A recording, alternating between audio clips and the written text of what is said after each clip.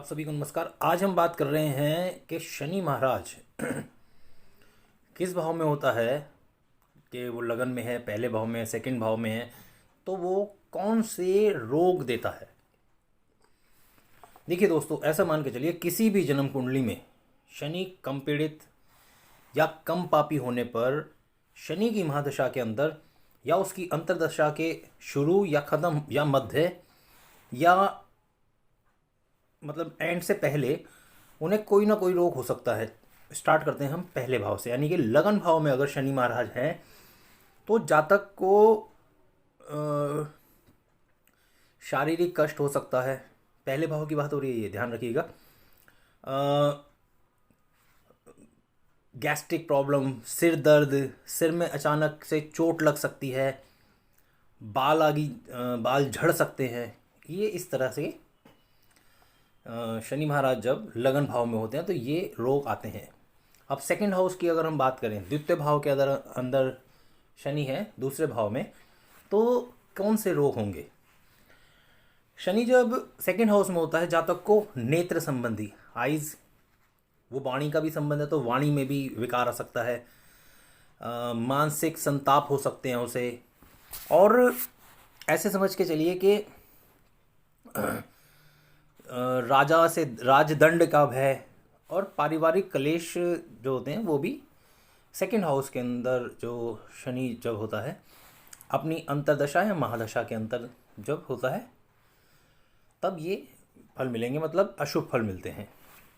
अब third house की बात करते हैं हम। तीसरे भाव में अगर शनि महाराज है तो क्या होगा।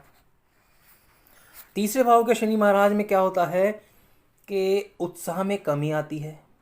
जातक जो होता है, ये सहज भाव है, पराक्रम का भाव है, उसको बुद्धि भ्रम होता है, बुद्धि भ्रम होती है, उसकी भ्रमित होती है, उसके हाथों में दर्द होता है, कान में कोई रोग हो सकता है, या अचानक किसी प्रकार से चोट लगने का भय रहता है। शनि महाराज की दशा अंतर्दशा के अंतर्गत अगर शनि महाराज आपकी कुंडली में तीसरे भाव में है।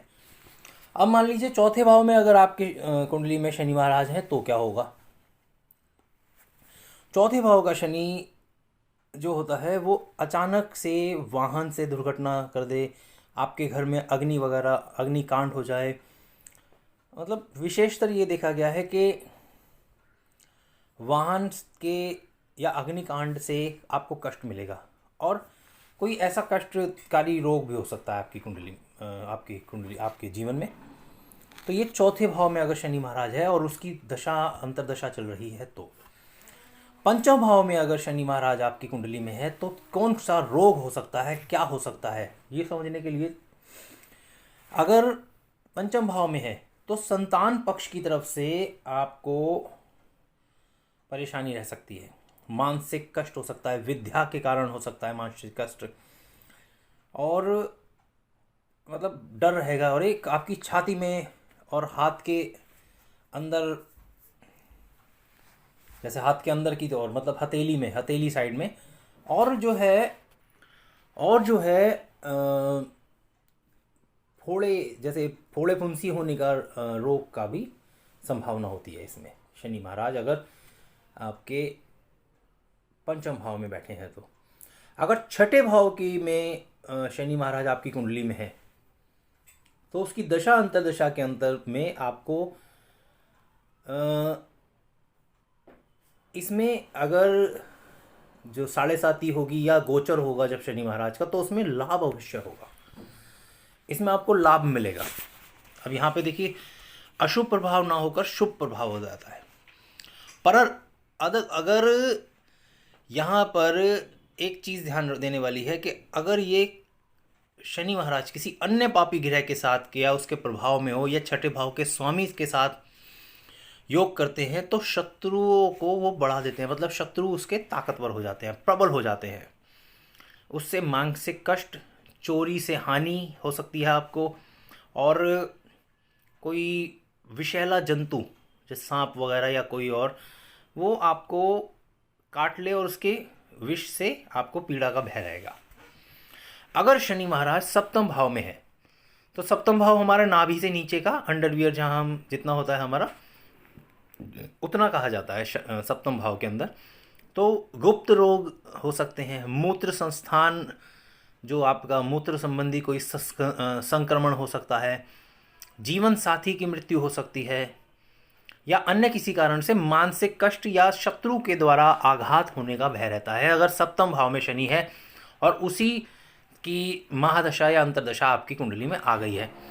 अष्टम भाव में शनि जो होता है वो बहुत ही अशुभ फलकारी होता है, वो मृत्यु तुल्य कष्ट देता है, परंतु मृत्यु होती नहीं है।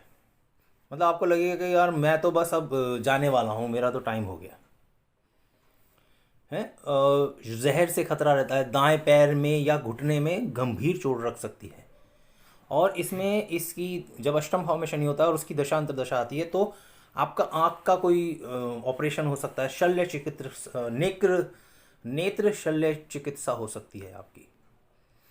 अगर शनि महाराज नवम भाव में है तो जातक को हड्डियों के संबंधित कोई विकार हो सकता है, शारीरिक कष्ट हो सकता है, शौच में ब्लड आने की मतलब रक्त आने से पीड़ा हो सकती है, या पाइल्स या बवासीर हो सकती है, या भगंदर, जो ये मतलब गुप्त रोगों के रोग होते हैं वो हो सकते हैं। अब दशम भाव के अंदर अगर शनि महाराज है तो क्या होता है, इसमें पिता के अस्वस्थ होने पर मानसिक कष्ट होगा आपको। आपके पिता को एकदम से कोई ऐसी तबीयत खराब हो जाएगी कि आपको मानसिक कष्ट होगा, धन की हानि हो सकती है और राज्य से भी कष्ट प्राप्त हो सकता है। अगर शनि महाराज एकादश भाव में है, एकादश भाव का मतलब होता है कि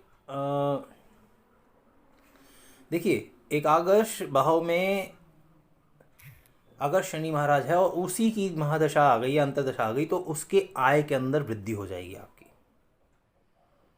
समझ रहे, आपके आय में वृद्धि हो सकती है इस टाइम, और उसके साथ साथ आपके काम के सिलसिले में इनकम संबंधी मानसिक कष्ट भी आपको होंगे। संतान में कोई बीमारी के कारण मानसिक कष्ट हो जाए, बाएं कान में और बाएं हाथ में पीड़ा हो सकती है अगर शनि महाराज आपके 11वें भाव में है और उसकी दशा अंतर्दशा आ जाती है तो। अब शनि महाराज अगर 12वें भाव में है और उसकी दशा अंतर्दशा आ जाती है तो क्या होता है, तो जातक को अनिद्रा रोग हो सकते हैं, डरावने सपने आ सकते हैं, बुखार हो जाता है, गुप्त रोग या गुदा रोग मतलब जैसे बवासीर वगैरह, और गुप्त रोग ये मूत्र संस्थान में संक्रमण स्टाइलिज्म। तो इससे भी आपको सावधान रहने के लिए अब देखिए क्या करना है। देखिए एक बात ध्यान रखिएगा, ये 12 भावों के अंदर शनि महाराज होते हैं। जब आपकी कुंडली में अपने आप चेक कीजिएगा और उसमें ये देखिएगा कि अगर आपकी जो कुंडली में शनि महाराज इस भाव में है जो मैंने बताए हैं, उसमें अगर आपकी दशा अंतर्दशा आ रही है शनि महाराज की तो आपको ये परेशानियां हो सकती हैं। अच्छा, एक बात और ध्यान दीजिएगा, जब भी शनि महाराज के या हनुमान जी के मंदिर में जाते हैं तो कोशिश कीजिए कि पैरों में चप्पल ना हो, अपने घर से नंगे पैर जाइए कम से कम इन 2 जगह पे। और वैसे भैरव बाबा के लिए भी कहा जाता है, पर आप कोशिश कीजिए शनि महाराज, हनुमान जी और भैरव मंदिर अगर आप जाते हैं तो घर से नंगे पैर ही जाइए। देखिए वीडियो को एडिट तो मैं कर नहीं पा रहा हूँ, अभी समय थोड़ा सा कम है, तो जिस तरह से भी वीडियो मिलती है मैं कोशिश कर रहा हूँ आपके पास अधिक से अधिक ज्ञान पहुँचे। और बस यही है, वीडियो आपको अच्छी लगी हो तो उसे लाइक कीजिएगा, शेयर कीजिएगा अपने दोस्तों के साथ, और साथ ही कमेंट्स में अगर आपको कुछ पूछना हो तो मेरे पर्सनल नंबर पे, मेरा नंबर आपको पहले से ही पता होगा, उस पर भेज दीजिएगा और केवल एक क्वेश्चन पूछिएगा। ये मत पूछिएगा कि अगर शनि महाराज दूसरे भाव में है और मंगल 5वें भाव में तो क्या फल देगा, आपको क्या परेशानी है। देखिए आप डॉक्टर के पास जाते हैं, डॉक्टर से यूँ नहीं कहते जी देखो जी मेरे को क्या परेशानी चेक कीजिए, आप बताते हैं कि मेरे पेट में दर्द है, मेरे सर में दर्द है, या मुझे बुखार है। तो इस तरह से ही हमें समझिए। आशा करता हूँ आप समझेंगे, वैसे आप बहुत समझदार हैं सब लोग। चलिए राम राम जी, मिलते हैं अगली वीडियो में। जय श्री राम।